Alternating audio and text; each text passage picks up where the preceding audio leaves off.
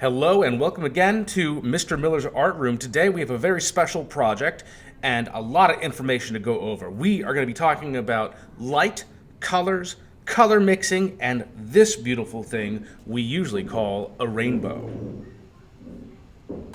What everybody's going to need today is a paintbrush, yellow, red, and blue paint, a cup for water. At your tables you will have 3 paper plates, and you will get 1 large piece of paper.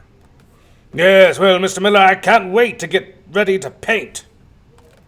Well, Mr. Monocle, before we start painting, let's talk about some ground rules. The one thing you don't want to do with your brush is you don't want to smash your brush down like this. If you can see right here, you can see the bristles, those are the hairs on the brush that hold the paint, splay out like that. If we paint like this too much, the brush will be ruined forever. The bristles will stay out, and every time you try to make a line that you want, you're going to get a whole bunch of extra lines you didn't want. If I pull this up, you're going to see, actually you can kind of see it right now, the bristles are a little bit wider than they were before. Indeed. Now, what we can do when we paint is you hold it like a pencil, we go back and forth, up or down. We can hold it like a wizarding wand and go straight across, or we can hold it straight up and down like a chopstick and get very skinny lines. But we never smash brush. Exactly. What, pray tell, is this diagram, Mr. Miller? Excellent question, Mr. Monocle. What this is a color wheel. Even though it's represented with 2 different triangles in this shape, if we follow this diagram, it's going to show us the relationship between all of our colors. What we're going to do today is practice using primary colors and then mix them to create secondary colors.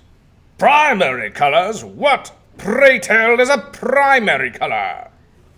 A primary color are the 3 original colors: yellow, red, and blue. From just these 3 colors, we can get every single color in the rainbow and everything in between. Just to let you know, when I put paint on your table in your palette plates, the amount of paint that I give you is what you get. And you get what you get. And you don't throw a fit. Exactly. The amount of paint that I'm going to give you is going to be just enough for you and your partner. So, do not waste it. This color diagram is really useful because it lets us think about how these colors relate to one another. When I pick up some of this paint and I color in this dot red, what I'm going to do then is color in this dot yellow, and then this dot is going to be blue. Very nice, Mr. Miller, but how do we get the other colors, like orange, green, and purple? This is where mixing comes in.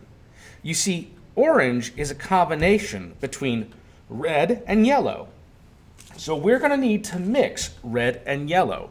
But some colors are stronger than others. Red is a very strong color. So what we'll do is we need to get just a little bit of red, and then we can go over to our yellow palette and pick up a lot of yellow, and we just mix it together by going back and forth, gently painting the paint into it, and you'll see that it turns into orange. Then we can paint this square orange. Green is a combination between yellow and blue. Blue is a stronger color, so what we're going to do is use just a little bit of blue, then a lot of bit of green, mix that together, and ooh, look at how beautiful that is. We're going to go ahead and paint this green square. Now, what you call purple, most artists call violet.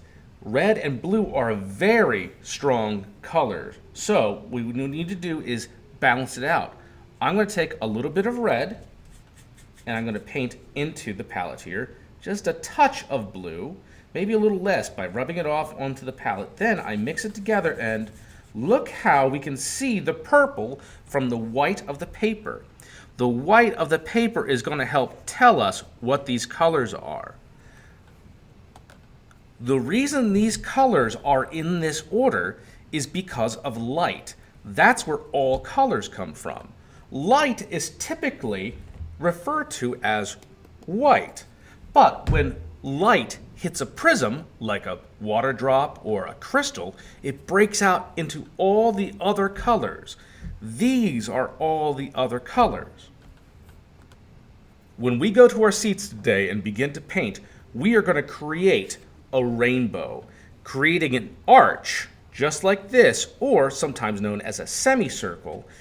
We are going to create this painting in this order because these are the different wavelengths of light in this order: red, orange, yellow, green, blue, violet, or as I like to call it, ROYGBV. So, Mr. Miller, how do we do this? Everyone's going to have the 3 different primary colors. And everybody will individually get their own mixing plate. Mix on this plate, but leave these plates unmixed. This is where you're going to grab the colors and mix on the plate. First thing we're going to start with is the red. Dip your brush in the red, and what we're going to do is make a big arch, just like this. Now, do you see how this paint is running out? We can always get a little bit more and paint even further. Get this until you're pretty happy with it, where you have a nice, big, broad band of the color red.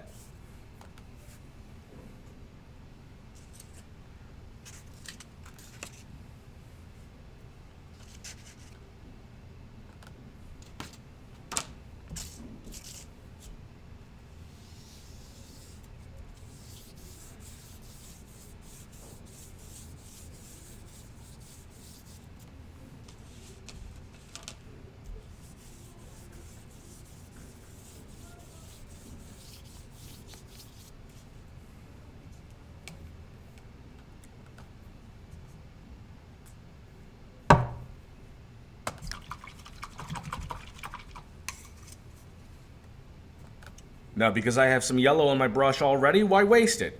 Get a little bit of this blue, just a touch, go to my mixing plate. Take the green I have and start painting a band. Blue is pretty simple since I could just grab some blue here. And now we'll mix some purple by getting a little bit of blue, a little bit of red, mixing it on our mixing plate, and painting another band. Well, this is beautiful, Mr. Miller. Everyone make sure that you follow Mr. Miller's painting directions. Good day to you. I said good day.